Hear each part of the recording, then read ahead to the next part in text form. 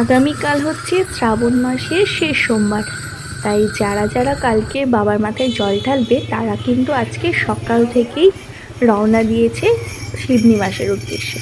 রাস্তায় কিন্তু প্রচুর ভিড় ছিল আজকে সারাদিন, কিন্তু আমাদের সময় না হওয়ায় আমরা গিয়ে পৌঁছেছিলাম অনেকটাই রাতে।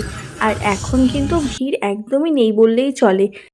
তবুও এর মধ্যে আমি যেটুকু দেখতে পেলাম সেটাই তোমাদের সাথে শেয়ার করে নিলাম।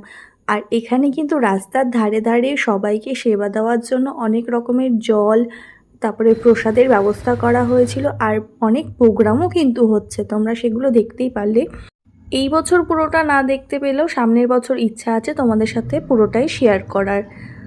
চলো, অনেকটাই রাত হয়ে গেছে, এখন আমরা বাড়ির দিকে যাই। আর দেখো, রাতের আকাশে মেঘের মধ্যে চাঁদটাকে কতটা সুন্দর লাগছে। আর বাড়ি ফেরার পথে মনটাকে একটু ভালো করার জন্য নিয়েছিলাম আইসক্রিম। তো আজকের ভিডিওটা এটুকুই, দেখা হচ্ছে তোমাদের সাথে আবার পরের ভিডিওতে। ততক্ষণ টাটা।